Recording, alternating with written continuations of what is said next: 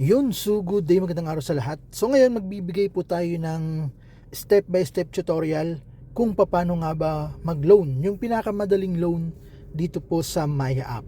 So take note po, kung mapapansin nyo, mayroon po tayo ditong balance na 718.12 centavos.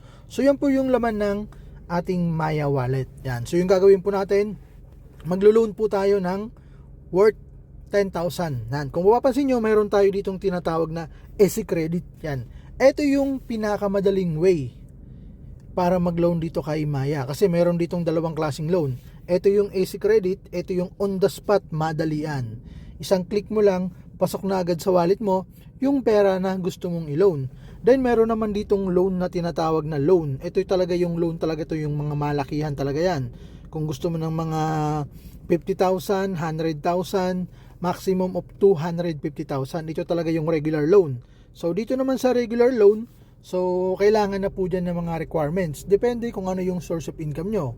Example, may business kayo, siyempre business permit, mayor's permit, DTI, ITR. So yan po yung mga requirements dyan.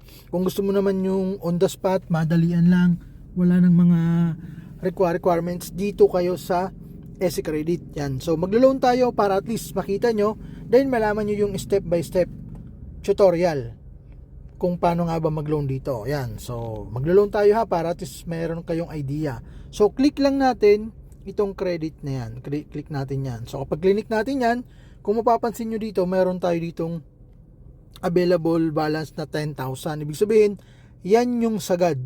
Yan yung pwede nating i-loan dito, maximum na pwede nating i-loan dito kay Maya. So pwede mo rin yung babaan. So pwede mong gawing 1,000, 2,000, 5,000, 8,000, depende kung magkano yung perang kailangan mo.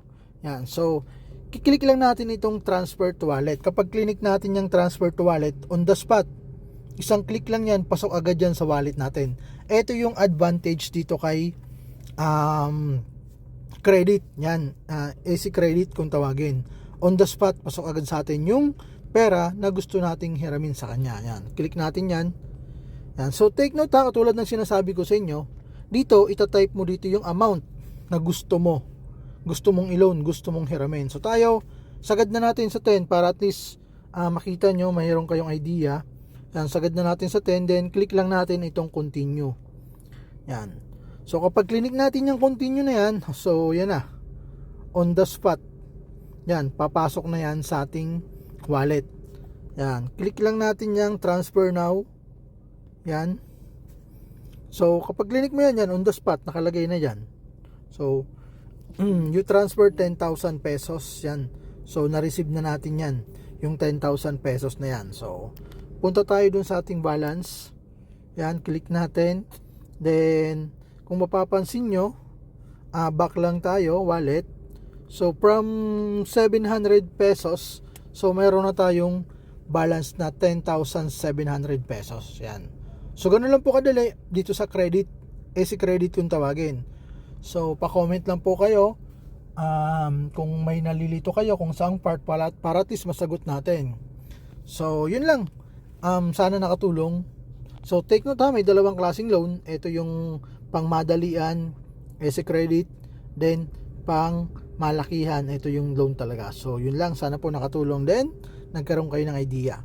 So iiwan ko yung ating referral code o promo code kung wala pa kayo.